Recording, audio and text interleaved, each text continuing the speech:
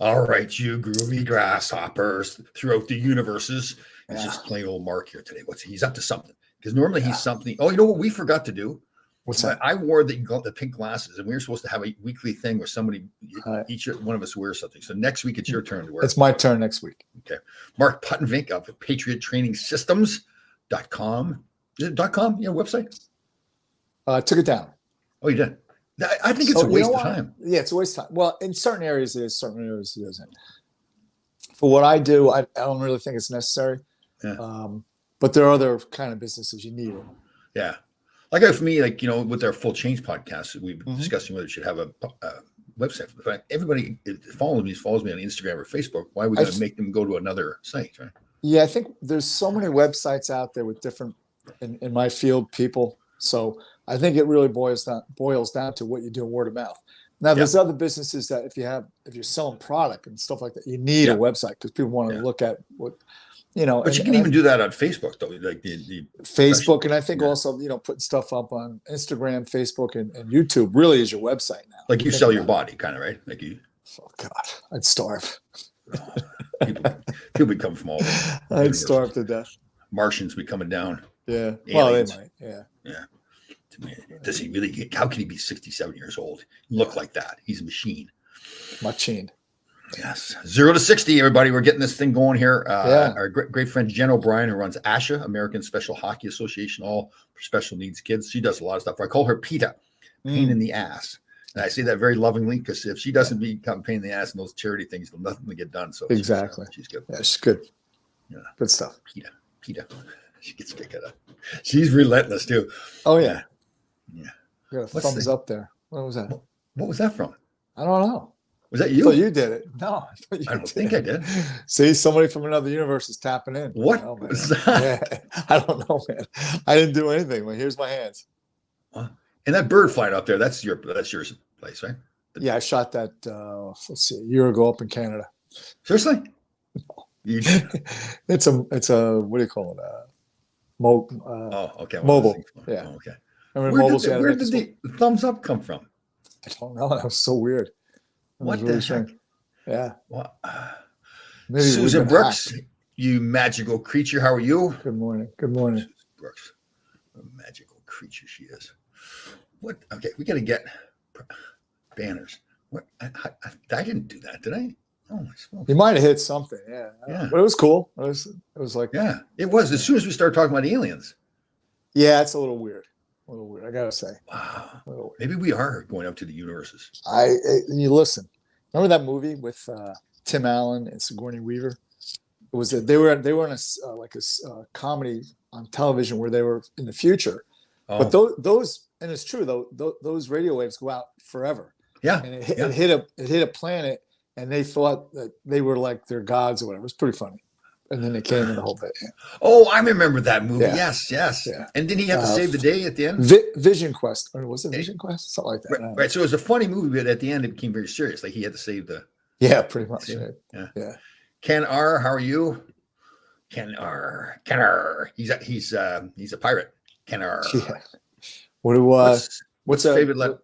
What's a pirate sell an ear of corn for? How much money is a pirate selling an ear of corn for? I don't know. Buccaneer. What is a pirate's favorite letter? R. Except when they're out to sea. Oh boy, we're going off the rails, really. Oh man. How about my Jets, man? That NFL really should be ashamed. Oh, it's getting worse. I'm watching that game yesterday between Atlanta and New York. Who would pay for this garbage? I know. It's awful. Really? I wonder if it's like they've got the CBA now. Means they don't have to hit anymore, like practices and stuff, right? So they don't practice as much. Guys get hurt every game too. Especially on that field. Yeah, they're saying it's the field. Like Boomer Esiason has had some numbers, like 15 guys have gotten hurt or something like that. Yeah. How would we work out in space? No gravity, right? Well, I think they do. They do have a protocol. I don't know how it works. It's a good question, but obviously there's no resistance. Yeah. I don't know. It's a good question. That's a great question, Ken or Danny Erickson. Yeah. It's on the house. What's on the house? It's on the house. Huh. Mm-hmm. All right. So Christmas is coming up now. You guys, you and Beth exchanged a lot of gifts, or you guys, what are we buying each other? A few things. Like I need a belt, Yeah. stuff like that. What?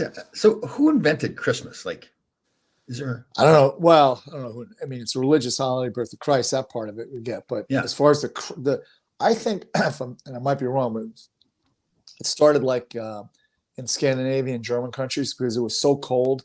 They needed something to be festive, and that's kind of where they came up with the story of Saint Nick and all the lights and the tree. Like, really, you think about it. You drag a house. I mean, you drag a tree in any other time of the year. You're like, whoever you're living with is going to look at. What are you doing? Oh no, it's going. We'll put over there in the corner, put lights on. It's going to look great. But Christmas is, because it's acceptable. It was kind of to cheer things up. And I know a lot of European, like Norway and that, they put the tree up Christmas Eve. It's like a family thing. And, yeah. And then the Italians had the seven fishes. Is that what they have? Yeah, my mother used to make that. Yeah. Oh. Yeah. I remember one time I was a kid, I was dating this girl, and she came over and she went over to get sauce out of the thing. And when she took the lid off, there was octopus staring at her. She kind of freaked out. Yeah. So what's that you do? You have a live octopus? You cook that? No, it's cooked. Yeah, it's squid. Oh, I see what you mean. Okay. Yeah. It's not like a lobster or something like that. Right? Yeah. Think about that. Like the poor dead lobster, like you put it in the pot when it's alive. Burn it. I told you I got in trouble because I made chicken with eggs, and she's like, Beth, you can't. It's like the mother and the kid. What are you doing? Oh, I was thinking, what's he talking about? Yeah. The chicken. Yeah, it's another thing too. Like I was reading about how breakfast was invented. It's back like in the Industrial Revolution. They wanted to have meat, so the people that weren't selling meat, they wanted to sell more sausage and bacon and all that kind of stuff. So they said, this is breakfast food. Well, I think it's the History Channel has a really cool show, The History of Food. Yeah, and it really lays it out. And we do know that before the Industrial and Agricultural Revolution, you never ate breakfast. You had work to do. You're lucky you maybe ate one meal a day. Yeah, and why is bacon and eggs supposed to be like a breakfast food, right? Again, that was marketing. Yeah, some kind of marketing. We're gullible. We're gullible. Yeah, people freak out if you eat eggs at night. What's the difference? Yeah, no kidding. Or if you have pasta in the morning. Yeah. I know you don't drink, but back in the day when you drank, what was your best hangover food? Like McDonald's French fries or anything like that? Or I don't really remember, but I guess garbage. Yeah. Yeah, I know, right? Something greasy. Yeah. It's amazing when you look back how we mistreated our bodies. Oh God. Yeah. Especially now that we know so much about like those McDonald's French fries, how bad they are. It's like poison. Oh, all that. Did we talk about that? I watched a video where they talk where McDonald's only wants russet potatoes, those long ones, and they can't have any of that brown in there. It's got to be pure. So they put this chemical on out in the field, and once the farmers put the chemical on the potatoes, they won't go outside for 5 days. It's so toxic. I believe it. Yeah. I mean, if most people saw, especially the meat in a McDonald's, how it's delivered. Oh, whatever. Danny Harrison craved bacon and eggs after hungover. Yeah. Bacon and eggs are good at any point in the day, regardless how you feel. Yeah, I know, right? Yeah. I wish bacon wasn't so bad for you. Do you? Well, I mean, just buy uncured bacon that doesn't have the sodium nitrates. I mean, don't eat a pound a day, but it's not going to. Well, say that again. So uncured bacon, right. meaning it's just the belly of the pig. Right. It doesn't have all the sodium nitrates, which convert to nitrosamines, which are carcinogenic. Oh man, I just got excited when you talk like that. Say that one more time. Come on, warm me up. They have sodium nitrates, which is a preservative. And they put it in all the deli meats. That's why deli meat's really bad for you. When they get into your body, when those sodium nitrates get in your body converts them to nitrosamines, which are carcinogenic. So it's really bad. I mean, they did a study about kids eating hot dogs and a higher incidence of childhood leukemia and things of that nature. Yeah. Wow. So then what do? You just get bacon? I mean, if you go to the store, that just about all the stores now have organic uncured bacon. It's just bacon. I've seen that at Costco. Like they may smoke it, Applewood smoked or something like that, but other than that, I would stay away from too. Just get the uncured bacon. It's not bad for you. It's been. Can't wait to get Thomas for the holidays. It's been a bottle of tequila and the Consti diet calendar. Well, okay. I didn't know. So bacon itself, I mean, it's high in fat. Yeah. Okay. Yeah, but other than that, the sodium part of it comes from there because they put the sodium nitrates in it. Correct. Oh, see, I didn't know that stuff. Yeah. Oh. Yeah. Again, it gets back to one ingredient. Just buy bacon. It's one ingredient. Doesn't have sodium nitrate and all this other stuff. So I'll see in Costco they have like big slabs of thick bacon. I guess that's it's just a different cut. I mean, because it is the belly, and then just cut it thinner or thicker. Wow. And you know, in Asian food, they cook the whole pork belly. It's very common. Oh. Wow. They'll cut it in cubes and excuse me, they'll cut it in cubes and they'll put it in soups and things of that nature. Yeah. Oh. Danny Erickson and Barry Shelley here, magical veteran here. Deviled eggs with bacon. So yeah. Oh yeah. Okay, so let's go over eggs here. Let's talk about eggs. Mm-hmm. So they went for a while with thinking that there's bad cholesterol in eggs, right? Mm-hmm. And now they've changed it. They think that's actually good cholesterol. Look, here again, some of these studies, so they studied eggs. Now, eggs have the yolk has lecithin. I'm probably pronouncing it wrong. But that's kind of counterproductive to cholesterol. So it's not really going to boost up your cholesterol. And primarily cholesterol, they're finding now you could have actually too much HDL, too much high density lipoprotein. But so anyhow, getting back to the egg, it's fine. When they were doing these studies, what they would do is they'd say, well, you're having eggs, and then you're having toast with butter in that. Right. And maybe it was really the butter that was causing more of a, right. It wasn't just the egg. So if you eat hard-boiled eggs or however you prepare them, yeah, you're fine. Just don't fry them in grease. Right. So they say to have like 3 to 5 eggs a day is ideal, right? I do sometimes more than that. Oh, really? Well, okay. I like to scramble mine with some spinach in there. Oh man. There was I'm going back 100 years ago, but when I had to make weight, I would eat a dozen boiled eggs every day to keep my, so I don't lose muscle mass, a little bit I had when I'm cutting weight for. Right.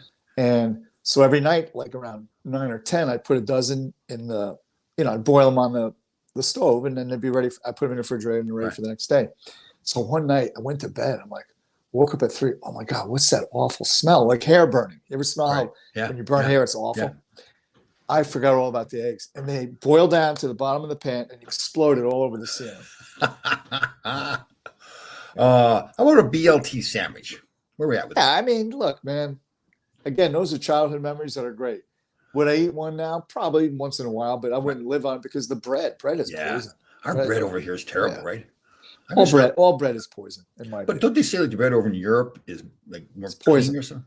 If you look at the epidemiology of disease, in particular cancer and cardiovascular disease, it really starts to show when we enter grain into our diet, because we didn't eat grain.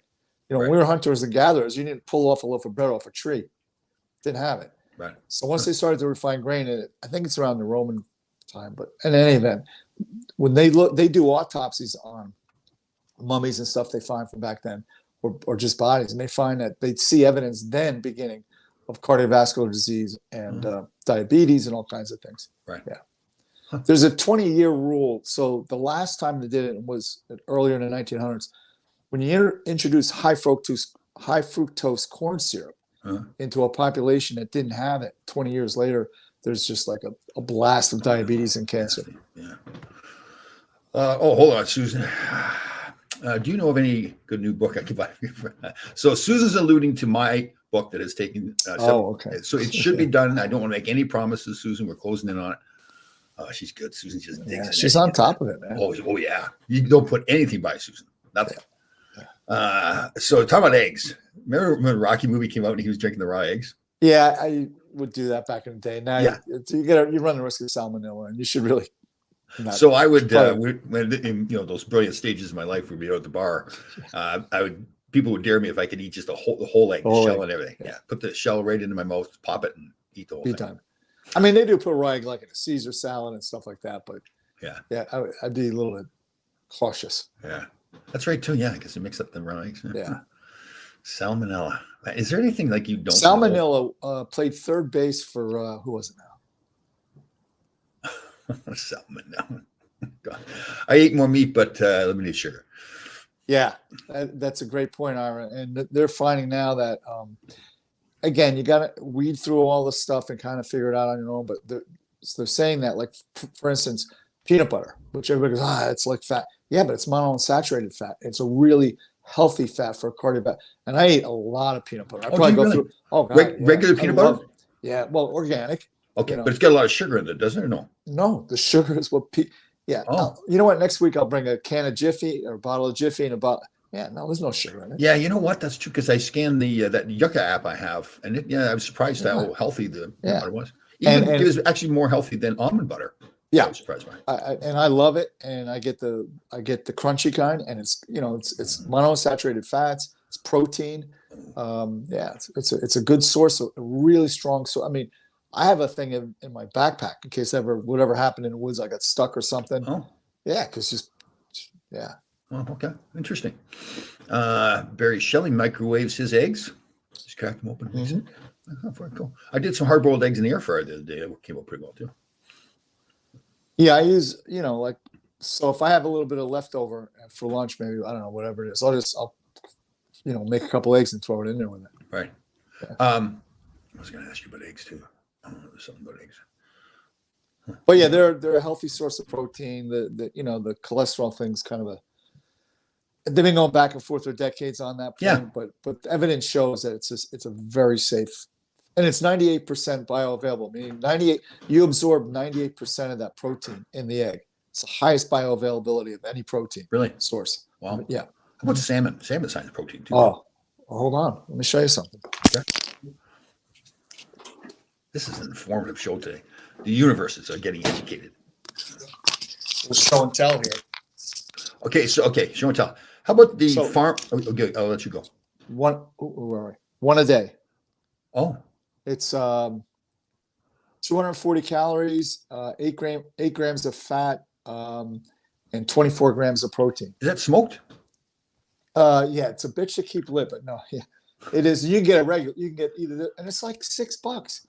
And what about there's the farm raised, and then there's the. Well, yeah, this is it's organic, it's sustainable. This is a really good source, and like I said, it's 24 grams. Now, most protein shakes are like 30 grams, and it's processed like really not great stuff. Yeah, and this is delicious. And I'll tell you what, it's because of all the fat in it, you're satisfied. Like, I don't want carbs after this. I'm not reaching for something sweet.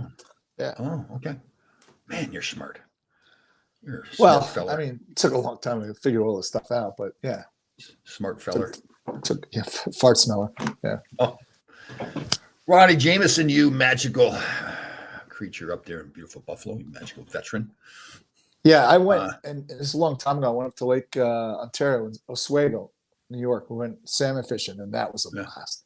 We all got one, and when you bring it home, and it was just tremendous. There's something you can make your own peanut butter. Oh yeah. Huh. Mm-hmm. Oh wow. Okay, man. Yeah. I also bought that peanut powder. I think it's just powder. Why bother? You're paying more for it. Yeah. And it's just right out of the thing. Yeah. So just get unsalted peanuts, or salted if you want, right? Yeah. Put them in the food processor. Wow. Yeah, I buy an organic brand. It's readily available, and there's a couple different choices, and it's just peanut butter. There's nothing added to it. Yeah. Wow. Yeah. Barry Shelley changed his name to Sherry Belly. Peanut butter and celery. Celery is it's unbelievably what a good source of fiber and some micronutrients celery is. And when we were a kid, we used to, and I do it now. I just take a stick of celery, put peanut butter on it, jam it down. And celery is good. What way? Very good for you. It's got a lot of fiber. It's got some pretty good micronutrients in it. I thought it was just water. Well, it's a high percentage of water, but it's also very fibrous. Like, how it kind of gets stuck in your teeth, and you can feel the fiber. Yeah, it's really good for your digestion. Oh, very good. And you just totally ignored my Sherry Belly joke there. Oh, sure. Sherry Belly. You totally ignored it. You just went right past it. I didn't hear it. That's why, So it is. Yeah, I'll lose my hearing now too, apparently. So so you would be Park Muttonvink. That's actually a better way to roll. I like it. Park Muttonvink. Yeah, I like it. So Lom Taidlaw. Lom Taidlaw. Oh my goodness. So Ron James would be John Remison. John Remison. That's not bad. Yeah. That's pretty good. All right. So how was your weekend this weekend? I liked your video there where you talked about how you trained the guy and then you were going to stay around the gym. And you said, you know what? I need a day off. Oh yeah. Yesterday. Yeah. You're the only one that saw that. I just, and we've talked about this very frequently about listening to your body and your brain and everything. And it was kind of gloomy yesterday. It was a very gloomy day. And I got done training a guy and I was in a gym. I was all alone. I'll do it. And then I went, you know what? I'm not feeling it. Yeah, I know.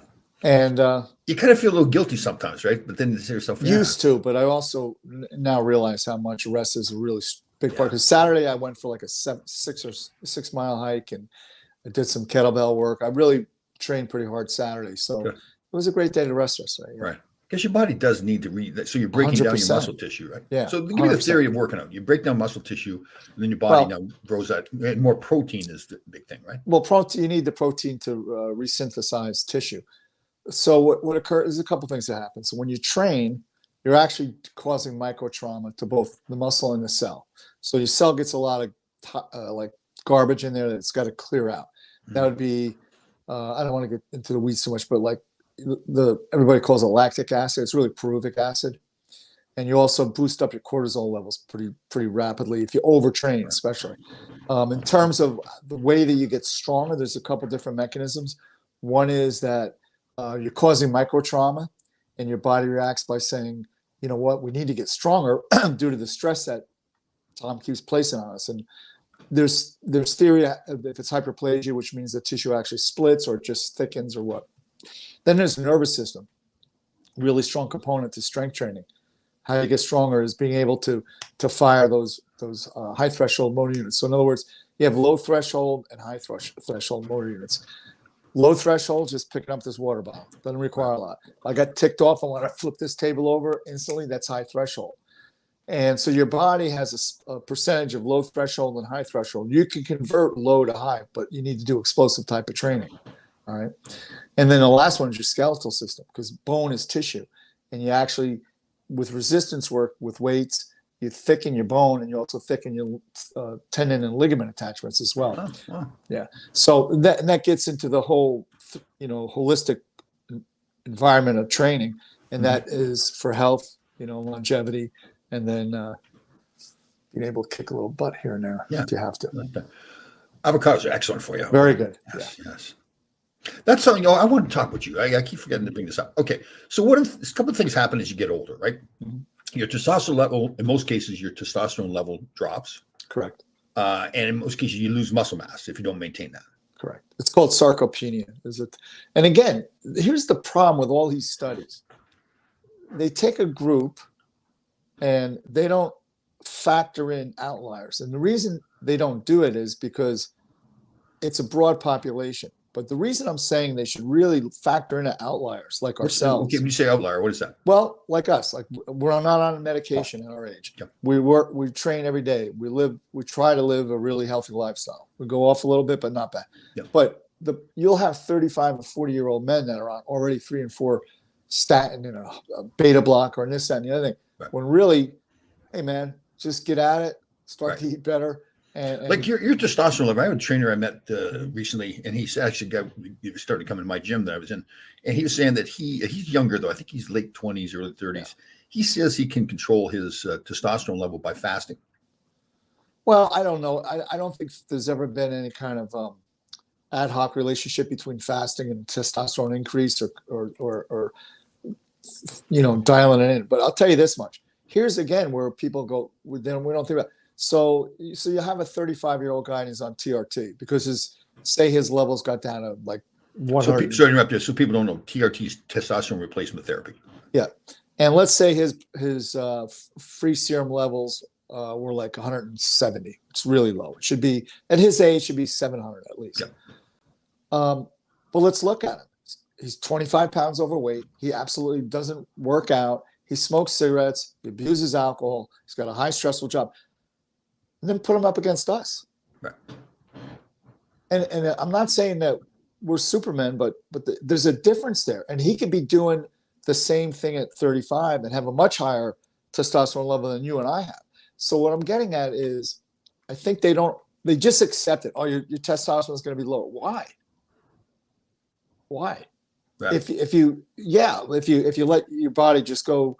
So it's an indicator of your overall health, right? If you're not a healthy listen.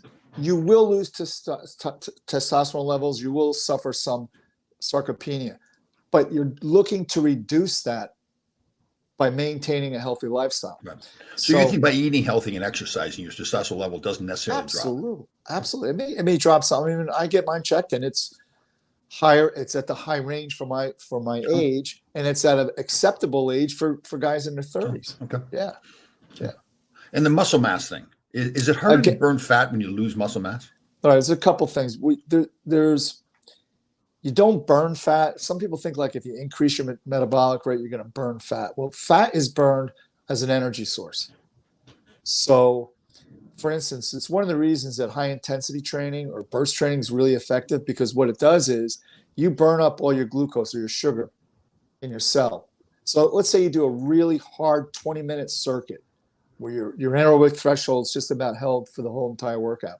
You're going to burn up all the available glucose in your cell. So what's left for the rest of the day to convert for energy is fat, because fat's an energy source. Sure. So that's how the fat, and it's also calories in, calories out kind of thing. But so there's But I mean, as you lose muscle mass, it's harder to burn fat, though. Is that? No. You're going to burn fat, have a reduction in adipose tissue or fat, dependent upon what your activity level is and what you're eating. But so it isn't the muscle mass; it's just activity, really. You want to have more muscle because muscle burns more calories. Fat's very inert, and that's what one of the. So if you think of this, so 5 pounds of fat would be about this much here, right? Mm-hmm. Small loaf of bread. It's metabolically dead. It doesn't burn any calories. However, it requires a lot of blood, and that's why blood pressure goes up when people put on fat, right? So what I'm getting at is muscle burns a lot of calories. So the more muscle you carry and the less fat you carry, then that gets into your calories in, calories out kind of equation. So it isn't the muscle making fat burn. It's just correct. And one of the things, and I learned this a long time ago, Fred Hatfield, who was one of the first men to squat 1,000 pounds, they call him Dr. Squat. He was a really smart dude. But what he said about, so if you look at caloric restriction, it does work in burning fat, because again, you're exceeding the amount of calories you're taking in with the calories that you're utilizing to live for your day. But here's the thing: you can't do it for a period of time, because then your body's going to go into starvation mode, saying, "Hey, man, when's this guy going to feed me?" And then it'll hold on to the fat. So what he came up with was a really great. Isn't that the process of fasting though? Because your body, it's got nothing else to burn but fat. Yeah, but what we're looking at here is, let's say you're consuming 2,500 calories a day, and you reduce it by 500 calories per day down to 2,000. All right. So 7 times 5 is 3,500 calories, which is what the amount of caloric expenditure you need to, quote, burn a pound of fat. Mm-hmm. But if you maintain that for too long of a period of time, so fasting, you wouldn't do. I mean, there have been people that do extended fasts, and what they do, they lose muscle mass. I mean, but if you don't want to lose muscle mass, so what he devised, it's a brilliant idea. You drop it down from 2,500 to 2,000 calories for 5 days, and then go back up for 2 days to 2,500, and then back down, so your body doesn't go into that starvation mode. Right. Yeah. But during the pandemic, I was doing some long hikes, like 10, 11 miles. And I felt like I was starting to burn muscle mass. Is that possible? Well, again, it depends. If you kept your caloric intake up to support that caloric burn. Right. It's just that simple. Yeah. All right. Here's a good. This is a question here. This is very important. Bag or good or bad? Well, I mean, if you need it, you need it. If you don't need it, don't take it, because there are risks to anything you put in your body. Right? Yeah. So what's the idea of the Viagra? It increases increases blood flow. Yeah. But it doesn't just target your penis, though. It's like your whole That's body. The problem with it. Yeah, it's going to get your whole body. And increased blood flow isn't necessarily a bad thing. Right. But there are side effects to it. There's even some thought now it may prevent Alzheimer's. Oh, really? Or yeah. But isn't there a lot of other foods, like I take that, is it beta alanine, I think, boosted blood flow? Nitric oxide is a very effective way of increasing blood flow. Right. And when you increase the blood flow, you're lowering blood pressures. If you think of your blood in a garden hose, right? It starts to expand, right? Because of the Viagra? Well, from nitric oxide and Viagra, yeah. So the vessels start to expand, allowing more blood flow, okay? Which lowers blood pressure, because when you have high blood pressure, now you're constricting. And that's where you run into the possibility of a stroke, because things get clogged up, or a myocardial infarction. Yeah. What? And okay, so there's natural stuff that you can take as opposed to Viagra. Absolutely, 100%. To do the same thing. Similar, yeah. The nitric oxide is the most prevalent or not proven, but it's the most effective, and it's a natural product. If you go to the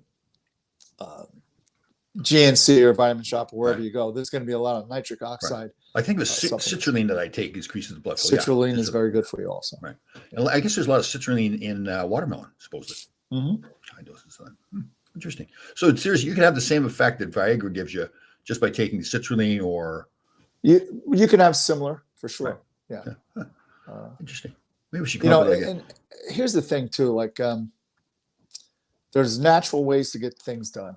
And heart disease isn't because your body's low on statins. Right. Heart disease isn't because your body's low on beta blockers. No, those are band-aids. They're not really attacking the causal. Right. Well, same with diabetes, right? They don't give you a drug to cure diabetes. They give you a drug to just get rid of the symptoms. Yeah. Right? So again, you got two types. Type 1, where it's a genetic thing, because you can get that in childhood, like Bobby Clark. There's a perfect example. Yeah. Had it as a kid. It wasn't due to his consumption of food. Right. Then there's type 2 with type 2. And if you look at the explosion of type 2 diabetes, directly linked to our that agricultural revolution, and also really rocketed with the introduction of high fructose corn syrup into the American diet in the 70s. Right. And all the fast food, all the fatty fat food. So and it's in everything. So type 2 is you brought on yourself, basically. Yeah. And you can get rid of it just by dietary changes and train and working out.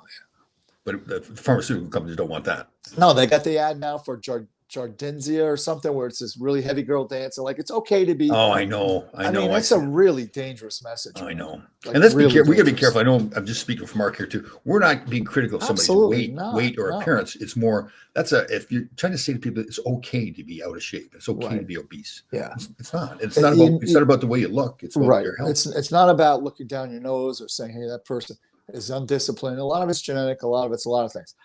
But you don't want to endorse it as as acceptably healthy, because it's just not. It goes counterproductive to everything we know. Yeah. I remember we talked a while ago about that back in the Ronald Reagan's days. I think it was when they had the kids out. Or was it Kennedy? Had the kids out working out at school. And that's when I was in grade school. Yeah, we went over the Presidential Fitness Award. Yeah. And now the kids are. I don't even know if a kid could do anything. I don't know what they do in phys ed. Yeah. And it's co-ed, which, like, I'm so old. You had boys gym, you had girls gym. You never, Did you? I can't remember. I think we had. Yeah. I think our school was so small. I think that's kind of where this whole stuff we got going on now started, because you play not volleyball, but dodgeball, and some girls would get wrecked because guys can, it was just stupid, and we were stupid. So I remember I was so stubborn. We had the field and track day, or they just call it field day. And we had relay races. So all my guys got together and said, okay, we're just going to have a relay race with 10 of us, and the top 4 guys are going to be on the relay team. Yeah. So of course they do the run. I'm in 5th, and I said, nope, we're doing it again. And the guys are all like, nope. I said, we're doing it again.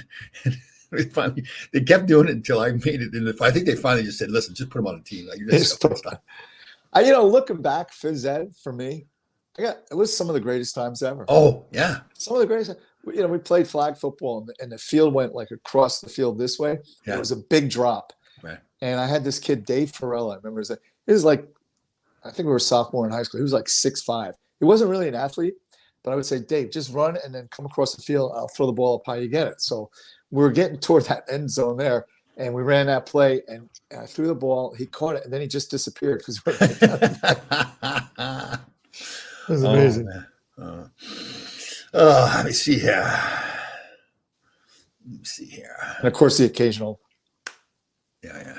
Gresh skated slow. Did he run slow as well? I don't think he ever ran. He wasn't a slow skater either. Trust me. Yeah, he was deceptive, right? It looked like he was such a good stick handler. So he was a great stick handler, and those long legs, like 4 strides. Yeah. Billy Guerin was the same way.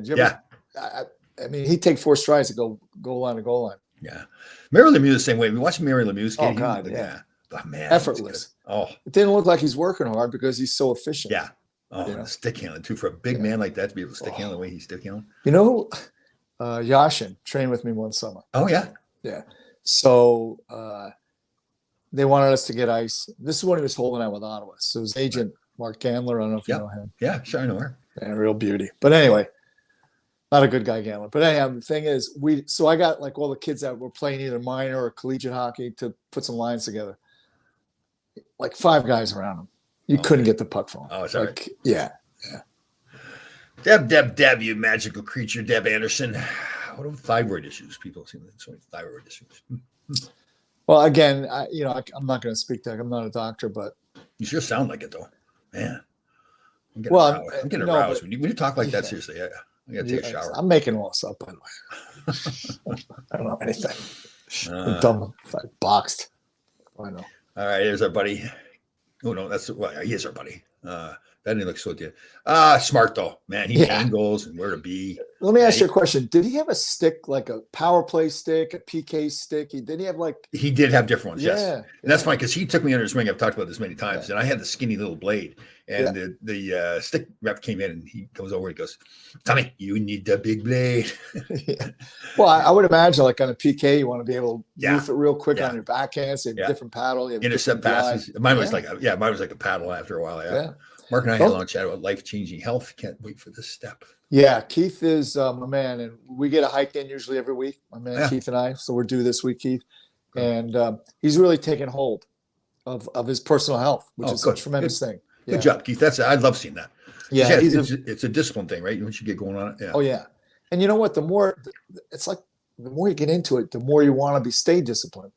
Yeah, because you don't want to screw up anything that you got going for you. That's a great example. It's like with food. Yeah. So I'm sure I don't eat fried foods at all if it's air fryer. But if you get stuck someplace at a hockey rink and there's nothing else but French fries or something, if you eat them now, it feels terrible. It's just you feel like garbage. Oh, that's amazing. Yeah, because I wasn't like that in the past. I was afraid to go to the bathroom the next day. Oh yeah. Oh, this is terrible. Our buddy Keith here. Veteran who has a low test levels. One was destroyed by using certain pens at a young age. Yeah, you know what? And that's a great point. There's something obviously you can't change what happened in the past. You just got to. Well, that's what I tell. So a while back, do you remember Bruce Harper played for the Jets? Yeah, sure. So he started this program called Heroes and Cool Kids, and he got either athletes or coaches, in my case, to speak to like juniors in high school, and they would go out and then they would talk to 5th graders. So it was this big trickle down. It was pretty effective. And my thing was the steroid presentation, and I went down to. He sent me to a high school in Keansburg, New Jersey, and I spoke to the freshman and sophomore class, and then I spoke to the junior and senior class. And you get them going, and you go, how many football players? And they're all like, yeah. And I'd say, how many guys are doing steroids? You see all the hands come down, right? And I would say, all right, well, listen, if you are, you're a big man on the campus, right? So keep doing it long enough, you're gonna be the homecoming queen. Because it's true, because your own production shuts down. Because your body sees the blood serum levels too elevated, and this is what Keith is talking to. And sometimes it doesn't come back, or it doesn't come back all the way. Right. And that's a dangerous thing to do when you're at any age, but especially when you're in high school or college player. Yeah, you don't need it when you're at that age. Yeah. Well, that's the thing, man. Your body's just. I mean, let's face it. What's the only thing you think about at that age? And that's because your test level's so high. So, get to the gym. Get to the gym and like work with it. Take advantage of that. Yeah. Isn't it funny back when you're a teenager? Last 5 seconds. Mating season for like 10 years. Oh goodness. God, thank God we don't sniff each other like animals do. It'd be embarrassing. Oh, Danny Erickson, you magical. What do you do here? You're a fanatic about walking. Walking's excellent for you. And like Mark was talking before about high intensity interval training, you can do that as when you're walking, right? Like if you get telephone poles, walk hard. Absolutely. Telephone poles, slow down. Most of us have an Apple Watch or something similar to that now. Yeah. So track your time on your miles and try to improve it. Like I know I do. And go up and down some hills too. Man. Yeah, so that's what I did Saturday. I go back here and there's trails, but I go off trail, and I'm finding that it's really taking me longer and longer going straight up to feel I got to stop. Yeah. So the conditioning level's going up. Yeah. And there's no pounding. So I'm not running. Yeah. I love walking. Yeah. And so and like if you're in a neighborhood, go through the neighborhood. I think even walking through the city, I go into Portchester's town next to here. Yeah, and some really interesting people walking through there. So it's people watch and just take it all in, and work on your situational awareness too. Yeah. It's a good opportunity to work on that. Like just kind of get a feel what's going on. You have gotten me more aware. Like when I'm out in public, like I'm aware. If I was on the plane the other day, I'm aware where the exits were when I sat down. Right. that kind of stuff, because you think, okay, but you're never going to use it. But what if you do that one time you need it, right? Yeah. Well, it is amazing. And again, it's like anything else. It's a learned skill, and you train and train and train. You don't obsess upon it, but you start to understand exactly, like, where's the exit? Where's the fire extinguisher? Yeah. What's my shirt say? Can you tell me? Now, what if I just jacked you and you had to describe to the police department what I'm wearing? We wouldn't be able to do it. Yeah. So it's stuff like that. Yeah. That's good. You and this buddy, this Robbie Sherman, he helped me train this before I knew Mark or would have had him do it, but before the went on Survivor. And he was really like that too. Like, we go into a gym, his buddy had a gym in his garage. So Robbie would set something up like 3 rings in a certain order, different colors. And then he wouldn't tell me what he was going to be quizzing me on. Right. It's one of those things that when you first walk in, you don't pay attention to anything. And then after a while, you realize, okay, he's going to be asking me questions. I've got to look around here. And it really helped. I remember we were on Survivor, and we first got there, and I was looking around right away for hidden idols. We've been doing it. We just don't realize it. So let's go back to that 15-year-old kid. And you're walking down the hall in high school. So what you're looking for guys that might be a problem. You're also looking at all the girls. So so like, you have to realize you have the capability of doing it. Just kind of change course with it. Yeah, totally. Yeah. But no, but I mean, that's the truth though. I mean, it's, Here's a hint, everybody out there. If you have daughters, do not let them date hockey players. Okay? Yeah, that's a really good point. It's just not. When I see that, I'm like, thinking. Athletes in general. I tell you the story. Beth, she's dated a kid who played at Notre Dame, right? Oh. And not only did she swear off hockey players, she swear off all athletes, right? Oh yeah. Yeah. Totally. And then there she is. There's Miss Wonderful in the background. There's Beth. Say hi, Beth. Take a wave. Hi, gorgeous. You magical creature, you. She can't hear you. He just called you a magical creature, Beth. There you go. There you go. You are. You are. One of the best things with living in Manhattan. Yeah, walking everywhere. Oh yeah. You get some good walks in the city. Go through. Central. Oh yeah. I didn't realize Central Park. I just, it's got some great places in there. So like hidden gems. So, right, I think it was during. No, it had to be before COVID. My younger son, was working at a place called Cathedral. Really nice restaurant. Mm-hmm. And he had to work Christmas Eve, so I wanted to see him. So I went into the city. I went into Penn Station, and it was about a 28, 30 block walk. What a great walk, because I'm taking in all the Christmas stuff and the holiday stuff and some older church. It was really cool. And of course, then I got to the place and I was all sweaty. Yeah, I know. Yeah, that's one thing.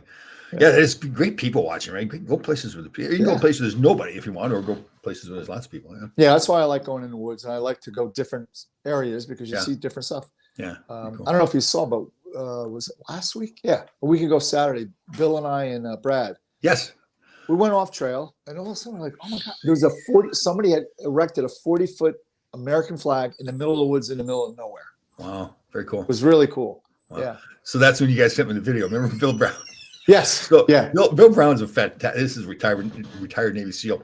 Fantastic person. Does so many great things for other people. But he's funny too, and he's got that hard sense of humor. He's a pretty hard dude. Yeah. So Mark sent this nice video to me. Brad saying hello, and then you said to Bill Brown, Bill, you got anything to say to Tom? He says, yeah. He says, I'm sorry about your small penis. Yeah. It's just, here you got this Navy SEAL guy saying this stuff. But that's locker room. That's, That's cool. And the thing is, in fact, he just had something over the weekend. He did a SEAL tactics shooting course out in Pennsylvania. I couldn't go because I had some other prior commitments, but he did a real great job with it, and he donated money towards defending Israel, and it was a very patriotic thing he did. What was that? Was that about 3 years ago? We went out there to the farm in Pennsylvania. Yeah, I believe it was. Yeah, same place. He did it in.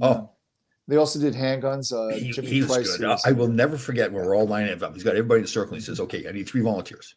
One's going to drive the car. One's going to have the map to the hospital, and the other one's going to get the tourniquets on." And I'm thinking, what? I guess I fired guns, but it's been years. And he says, "This is live ammunition, guys." And to Bill's point, there's a lot of things that I'm sure still stick out in your mind. But he said, usually it's the last rep of the day where there's an accident. Because guys kind of lower their guard. They start forgetting about carrying high port and all that kind of stuff.